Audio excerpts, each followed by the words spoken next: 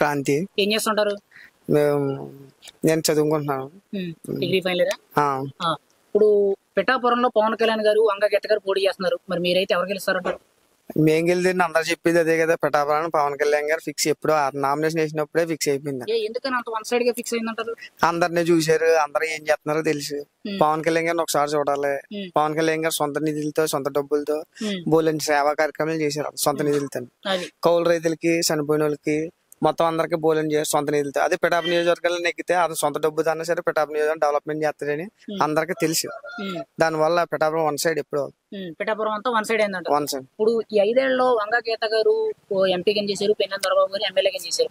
ఎలా ఉంది అభివృద్ధి పరిపాలన కానీ పట్టించుకునే విధానం? పిఠాపురం నేను ఇంతకు ముందు ప్రజారాజ్యంలో గెలిచింది వంగ గీత గారు. అప్పుడు ఏం చేయలేదు. ఇప్పుడు మొన్న ఎంపీ కింద 2019లో ఎంపీ కింద పోటీ చేసింది. ఎంపీ కింద ఎక్కినప్పుడు కూడా పిఠాపురం గుర్తు రాలేదు.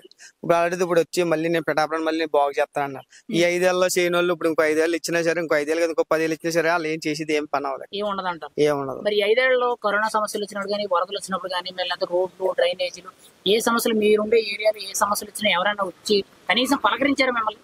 వాళ్ళకి చెప్తాను కదా. ఇప్పుడు 5 నెగ్గిన తర్వాత ఎలాగైతే ఉన్నారు, నా పిఠాపురం ఎంపీ కింద నెగ్గింది, కాకినాడ ఎంపీ కింద నెగ్గిన తర్వాత 5 సంవత్సరాలు ఎక్కడ కనిపించలేదు. ఏ ఊర్లో కూడా రాలేదు కూడా, ఏ ఊరికి కూడా తెలియదు, మండలాలు కూడా. ఇప్పుడు వచ్చి నెగ్గింది మళ్ళీ నన్ను నెగ్గించండి, మళ్ళీ నేను పరిపాలన నేను అనేసాను. అప్పుడు చేయడానికి ఇప్పుడు 5 సంవత్సరాలు ఏం చేస్తుంది, ఇంకో 5 సంవత్సరాలు ఇచ్చిన సరే అలా ఏం చేసేది ఏమన్నా జనాలు అందరికీ తెలిసిపోయింది. ఇప్పుడు మీరు పిఠాపురం పుట్టింది పెరిగిందంతా? పిఠాపురం అది భోగాపురం. అది ఇప్పుడు మరి మీ ఏరియాలో సమస్యలు ఏంటన్నా మేజర్ గా చూసుకుంటే? మేజర్ గా అన్ని సమస్యలు, ఈ 5 సంవత్సరాల డెవలప్మెంట్ అనేది లేదు. అన్ని మేజర్ సమస్యలు అన్ని.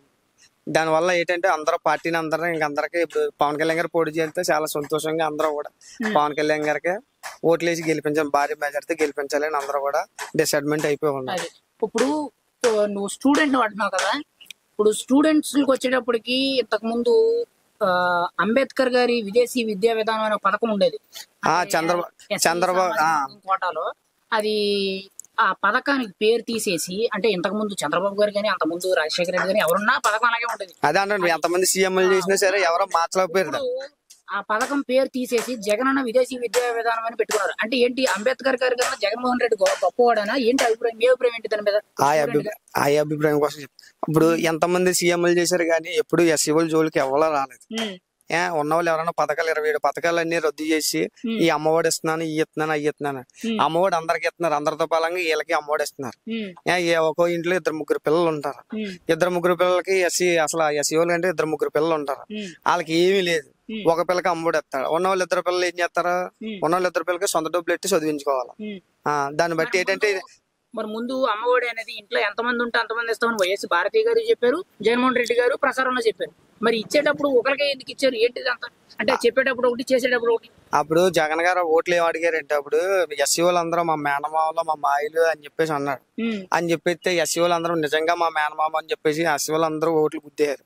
మేము గుద్దాం ఎస్సీ గారు, ఎస్సీల తరఫున. గుద్దిన దాంట్లో ఏం చేయడు, నెగ్గిన దాంట్లో అందరికి ఓన్లీ ఎస్సీ వాళ్ళని టార్గెట్ చేసి ఎస్సీ వాళ్ళ పథకాలే తీసాడు. అందరూ అన్ని 27 పథకాలు తీసాడు. 27 పథకాలు. మరి ఇప్పటికీ కూడా ఓపెన్ గా చెప్పాలంటే ఎస్సీ సామాజిక వర్గమే గానీ, కొంతవరకు బీసీలో కానీ సగం వరకు జగన్మోహన్ రెడ్డి గారికి బాగా వెన్నుదనుకుంటారు. అంటే కాంగ్రెస్ పార్టీకి, వైఎస్ఆర్ కాంగ్రెస్ పార్టీకి మాత్రమే వన్ సైడ్. ఏ స్టేట్ లో ఏ పార్టీ పోటీ చేయని వీళ్ళకి మాత్రం, ఏ పార్టీ పోటీ చేసినా వీళ్ళే మేజర్ గా వాళ్ళకే ఓట్లేస్తారు. ఎందుకని మరి ఇన్ని పథకాలు తీసినా సరే వాళ్ళు గుర్తించలేకపోయి మళ్ళీ ఆయనకే సపోర్ట్ చేస్తున్నారు? ఎస్సీ వాళ్ళు అందరూ కూడా ఎప్పుడు కూడా అందరు సీఎంలకే, ఎవరో సీఎం ఎంతమంది సీఎంలు చేసినా సరే ఎస్సీ వాళ్ళ జోలికి ఎవరు రాలేదు.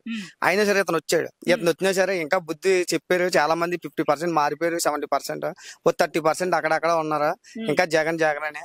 ఈసారి జగన్ వస్తే 30% కాదు, మొత్తం 0 అయిపోద్ది. మొత్తం అంతా ఇప్పుడు ఇది ఉన్నక్కడికి ఇల్లు కూడా ఉండవు, మొత్తం అన్ని తీసేస్తారు, లాగేస్తాడు. ఇప్పుడు ఎస్సీ సంక్షేమ నిధులన్నీ దారి మళ్ళీ అని చెప్పి చాలా మంది ఆరోపిస్తారు. మీరేమంటారు దాని గురించి? ఒకసారి ఒక ఎస్సీ సామాజిక యువత కింద మరి అదే చెప్తే 27 పథకాలు తీసి, మా పథకాలన్నీ తీసి ఎస్సీకి సంబంధించి 27 పథకాలు రద్దు చేసి అమ్మఒడి ఇస్తున్నారని చెప్పేసి, చెయ్యూత, రైతు భరోసా, ఇవన్నీ డెవలప్మెంట్ గానీ వాడుకున్నారని చెప్పేసి చెప్తున్నారు. అలా చెప్తున్నారు స్వయంగా. ఇంకా ఇప్పుడు కూడా ఎస్సీ వాళ్ళకి బుద్ధి రాకపోతే ఇంకెవడో ఏం చేసేది ఏమి.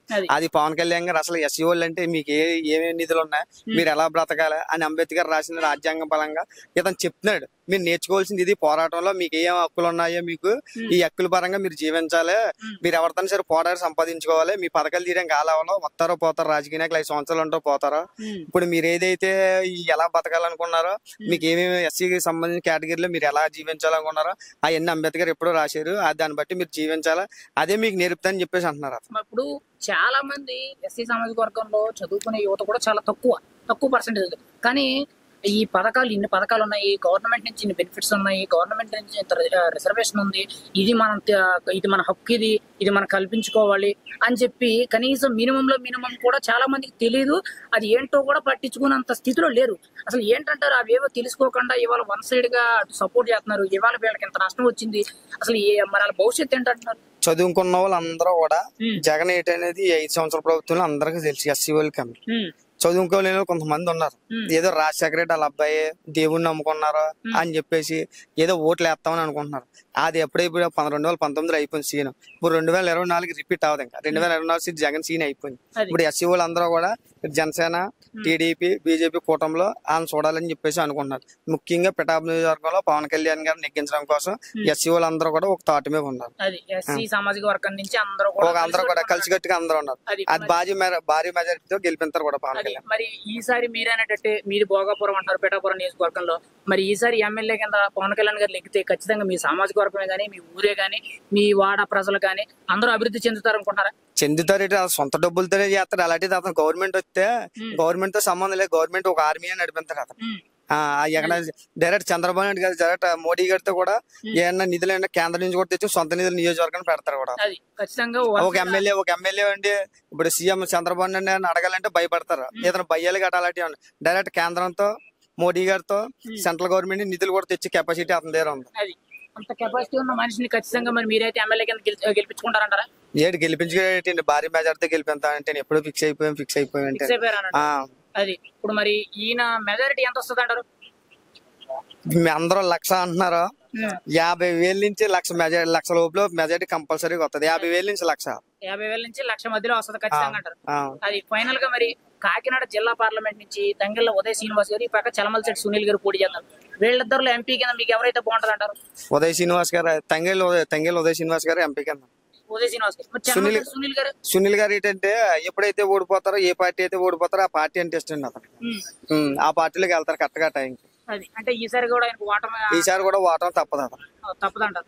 అది ఫైనల్ గా అయితే మీరు చెప్పింది మీ పిఠాపురం ఎమ్మెల్యే పవన్ కళ్యాణ్ అంటున్నారు, మీ కాకినాడ జిల్లా పార్లమెంట్ ఏమో ఎంపీ శ్రీనివాస్ అంటున్నారు. మరి ఇలా ఖచ్చితంగా గెలిస్తే మీరైతే ఏం చేస్తారు? మీకుండే సమస్యలు ఏంటి? ముందు మీరైతే అడగవలసిన సమస్య ఏంటి? మేము అడగవలసిన సమస్యలు మేము పవన్ కళ్యాణ్ గారితో గానీ, ఉదయ్ శ్రీనివాస్ గారితో గానీ మేము చేంజ్ చేసుకుంటాం. మేము ఖచ్చితంగా చేయించుకుంటే కెపాసిటీ కూడా ఉంది. అతను మేము అడగాలి గానీ ఏదన్నా చేస్తారు.